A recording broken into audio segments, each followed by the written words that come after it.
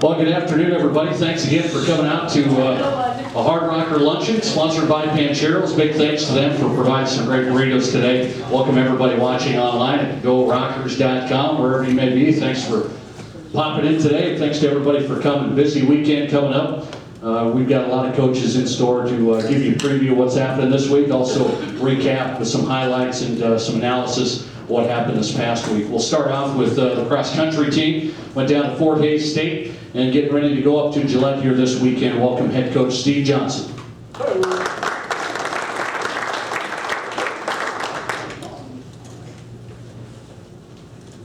right, well thanks Nate. As he said, we went down to Fort Hays State last weekend. This was a great preview of us for us of the RMAC championships, which are coming up in about 2 more weeks here. And we got to see 9 out of the other 14 teams in the RMAC this weekend. And we had a pretty solid showing overall. Our men and women each beat a couple of the teams. We beat teams that we felt like we needed to be able to come out and beat this last weekend, and we were close to a couple others, and it put us in a situation where we feel pretty strongly that we can go in and we can have a good meet at the RMAC. The men finished 14th out of 17 teams overall, and with a 38-second pack time, and the women were 12th out of 17 with a minute 15 pack time, and actually picked up a win over one of the other South Central region teams as well. So that gives us a pretty good idea of where we're sitting moving forward. Women across the board had 5K PRs. We went into the race looking to try to put our top 2 or 3 under 19:15. We actually put 2 under 19 flat, and we had our next 2 in at 19:16 and 19:18. The one thing that cost us some points was just a rough day, a little bit by our number 5, and she still had a PR and broke 20 minutes, but wasn't where she's been running with some of her teammates. So that cost us a few points there. On the men's side, it was a little bit more of a mixed bag. Some of the guys ran really well. We had a nice tight pack with our 4 guys, with our 2 through 6 guys actually, and those guys were led by Cole Yolovich, who's a redshirt junior for us. Cole has done a great job pulling those guys together, and he had 3 guys running with him literally step for step through the first 4 miles of the race. And then Cole actually managed to pull away a little bit and set an 8K PR for himself, and pulled those other 2 guys through to 8K PRs as well. Travis Boost was our individual front runner this past weekend, and he knows he can get a few more points out of himself when it comes time to actually make things count at the RMAC. So we're looking forward to what we can get done there. On the women's side, we were led by Adeline Stratmeyer, who's Rapid City Central grad, and Carrie Racky was just 10 seconds behind her for our number 2 spot. And both of them come from states where the 4K really is the prime race, so they've had a little bit of an adjustment going up to the 5K, but it's turning out pretty well, and we like where we're sitting there. This weekend we're going out to Gillette. There are 5 teams scheduled to be there. It's us, Gillette, Black Hills State, Central Wyoming will be there. Their women's team only has a couple of runners, but they'll have a full men's squad. And Yellowstone Christian College is coming down from Billings, and they've got a small contingent that they're supposed to be bringing with as well. For Gillette, this will count as their region meet. Now that Central Wyoming is competing, that means that they have to compete through their region to get to the national. But this meet actually started a few years back as a way for us and Gillette to get one more meet when everybody else was at conference and we didn't have a conference to go to. So this was a great opportunity to kind of turn it into a traditional meet for us, and we're excited about what we're going to get done there. Questions? What else do you have left on your schedule after that? Yeah, the rest of the schedule, we had 2 weeks And then we go down to the RMAC on November 8th. That's going to be in Gunnison, Colorado. We'll get to run up at about 7,700 feet elevation, which if you know anything about distance running, that means it's going to be a lot harder for our kids to run one. And then 2 weeks after that, we have our region meet down in Denver, and that'll be at Washington Park in Denver, and that'll be, for most of our kids, that'll be the season capper. Other questions? All right, thank you.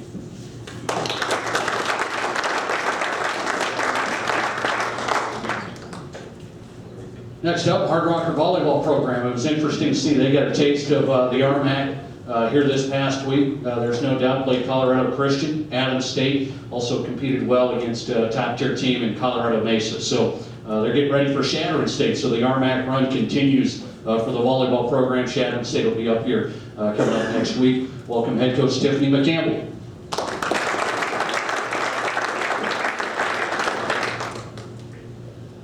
Well, I know we talked a lot before last week that this long stretch was going to give us a good indicator of where we could compete in the RMAC. And I felt like we played decently well against Colorado Christian on Sunday. We were able to force them to 4 sets. I felt like we played okay. I've seen us play a heck of a lot better. And then we went to Adams and Mesa this week. We knew that that long road trip was going to be a little bit taxing. I will tell you that Adams State was the team we could have competed a lot better against. So we really had a heart-to-heart. We lost in 3 sets to them Tuesday night. I just felt like our effort, our enthusiasm, our intentional behavior as far as what we were doing on the court as far as being able to beat and compete against our opponents wasn't very good. So we'll let Skylar kind of talk about that in a little bit. But we talked a lot about Wednesday night going into number 14th team in the country, number 1 in the RMAC. You've got to show up and compete every single set, every single moment. We came out and you can tell we absolutely shocked them with our level of play Wednesday night. And I was so happy.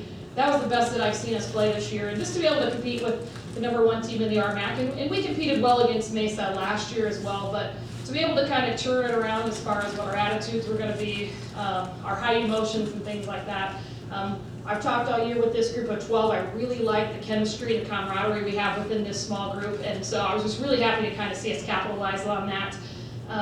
We obviously, Mesa kind of outmanned us as the night went on, which rightfully so. They're 14th in the country, and they should. But I think it really showed our young group of freshmen and sophomores that we really can continue to compete in the RMAC, and it's a little bit more as far as effort versus versatility and things like that. So Brad's got some clips from last week.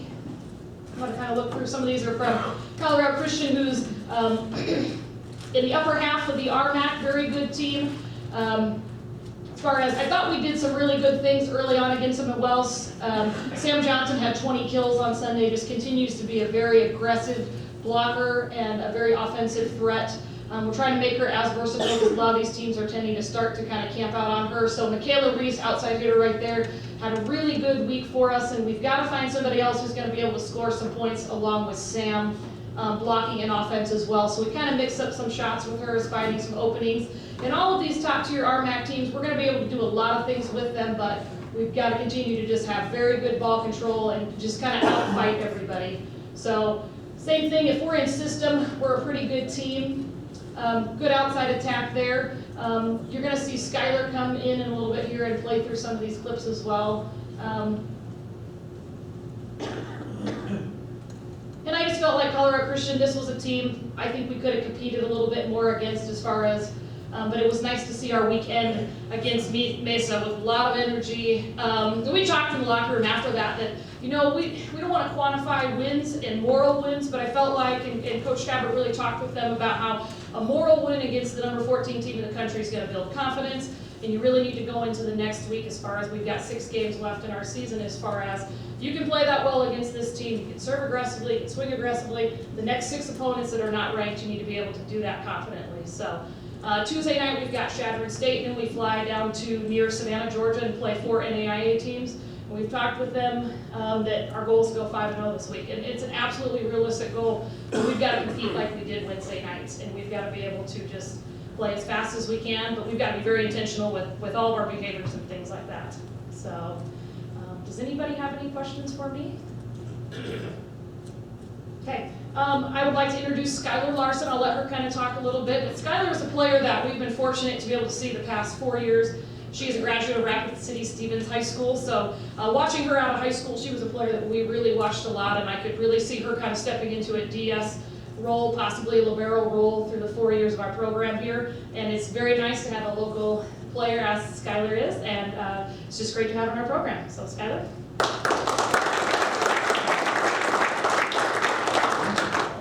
Hello, like she said, I'm from Rapid City. I graduated from Stevens High School.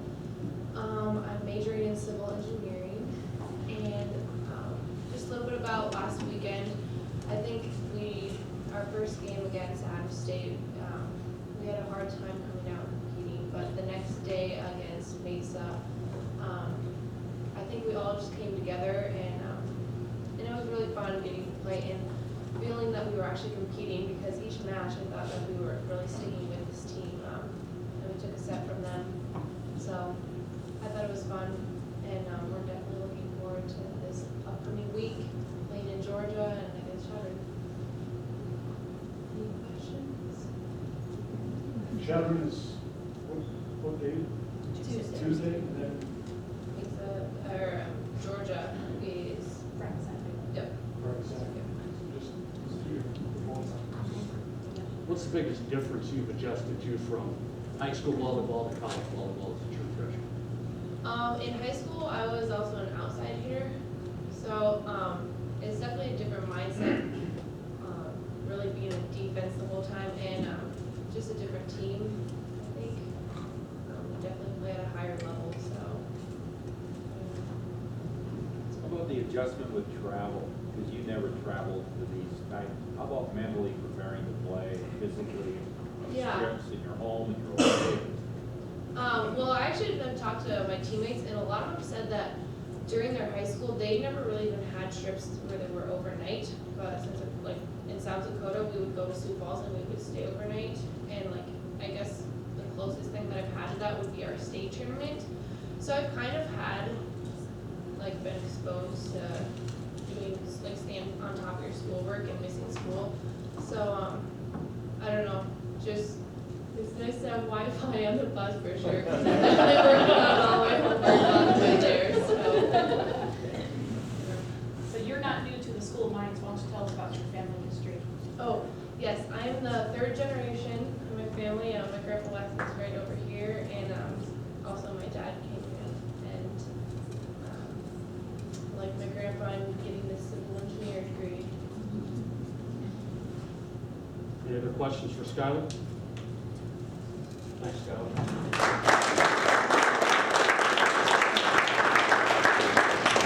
Big question is, who's the best athlete in the Larson family? Right over there? Okay. I'll tell Kip you said that. Make sure.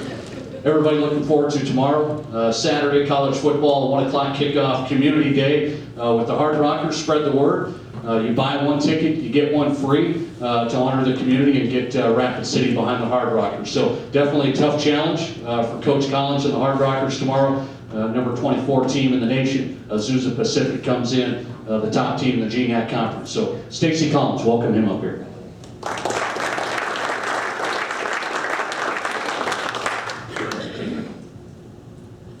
Again, thanks everybody for coming out. It's a great crowd out here today. Great day outside. It's been a great week to practice college football. Recap on our Simon Fraser game. Certainly a long trip. It's always interesting when you got to get 70 people across the border with passports and everything that works. We took two different flights out of Rapid City because there wasn't one big enough, but we got into Seattle and cruised across the border and made it through and actually played a really good first half of football. And our wheels fell off in the second half, and we got to get that corrected. And we did some tremendous things on the offensive side of the ball. Did some things to really keep us in the game, and then in that second half kind of fell off in a couple positions in a row, and they've got some good football players up there themselves, and they were able to finish the game. But we continue to work away at what we're doing, and refine what we're doing offensively, and got to find a way defensively to get a few more stops. Brad, you got a couple highlights from the game? Played at Swangard Stadium up there, which is a soccer stadium.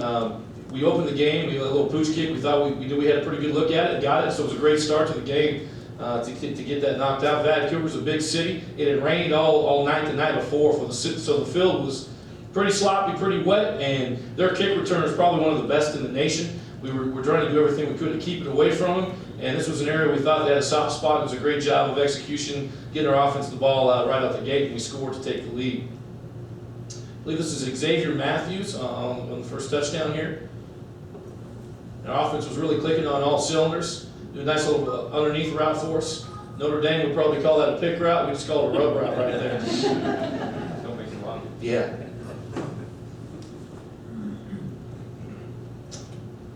This is Marcus Sanchez. We thought we had a lot of good one-on-one matchups, clearing some zone areas that they had for us, and we did a really nice job in that first half of taking advantage of that. Trent played extremely well in the first half, went out in the second half with an injury. He should be good to go and play this week, and certainly he's a catalyst of a lot of things, and that hurt us on that end, but very productive with the time that he was in there.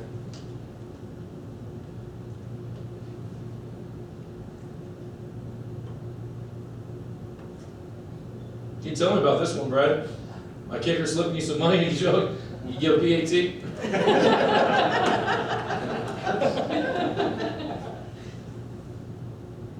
Nothing too eventful with that one. We kicked it through, so that works.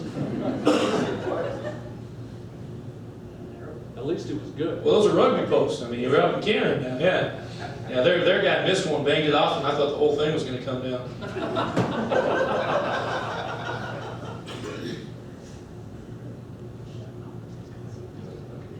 It was great. Devin did a great job. He also hit a field goal later in the game, so we had all our PATs on that piece, and we're able to come through. Played Azusa Pacific this weekend. They're a very, very good football team. They have arguably the best football player in Division II football, Terrell Watson.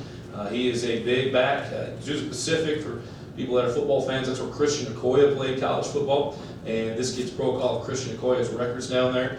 But other than Terrell, they're very good up front on the offensive line. Jackie Slater, guy who played for the league for a long time, is their offensive line coach. Defensively, they do a lot of really good things. This is the cream of the crop. Them and Humboldt, they've split. They played twice this year. They each beat each other, and it's a very, very good football team. Maybe one of the best football teams that'll come into O'Hara Stadium and downfield in history. And it'll be exciting, a great challenge, and we've continued to have a great week of practice with our kids and just continue to work better and lay the foundation for this program as we move forward. Any questions I can answer about the Simon Fraser game or the Azusa Pacific game? Can you compare, Colorado Mines is also ranked? Yeah. Like what to expect from Azusa Pacific compared to? Two totally different offensive teams is what I would say. Colorado Mines is going to throw it, and then when they should run it, they're going to throw it, and then they might think about throwing it the next time.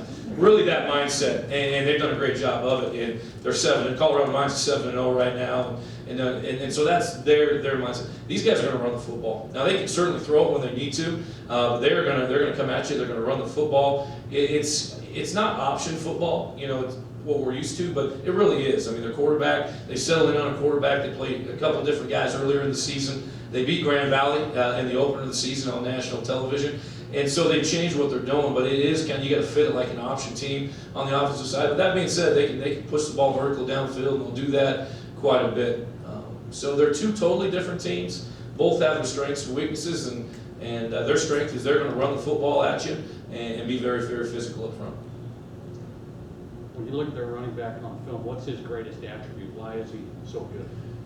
When he gets going downhill, watch out. I don't know his actual size. It's 6'2", 6'3", 245 on that piece. And when he hits that third step, it's coming. I mean, it's at a different level than what you see at any level. I mean, he's an NFL back. There's no doubt about it. So what you got to do is you got to try to get to him before he gets going. Because when he gets that head of steam going, he's very dangerous. And you got to make sure you get multiple hats to the line of scrimmage because he's going to make people miss. He's physical, but they got another big running back. Their other back's a good back too, and they're very, very good up front with their O-line, and they can throw the football. They haven't had to, but he's an impressive back. He really is.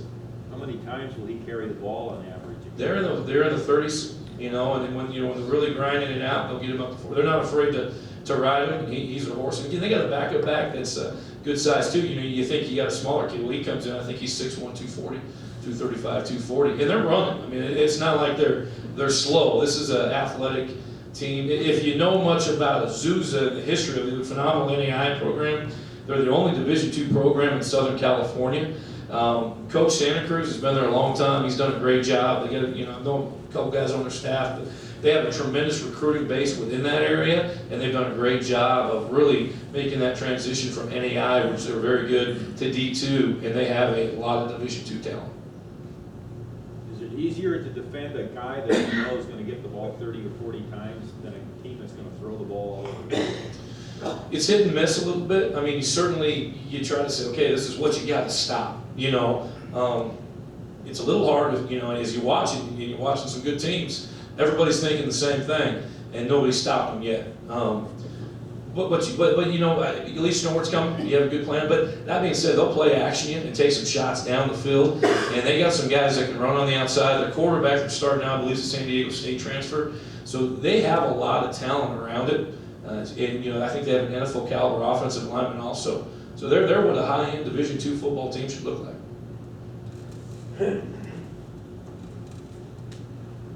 Thanks again for coming out. Appreciate it.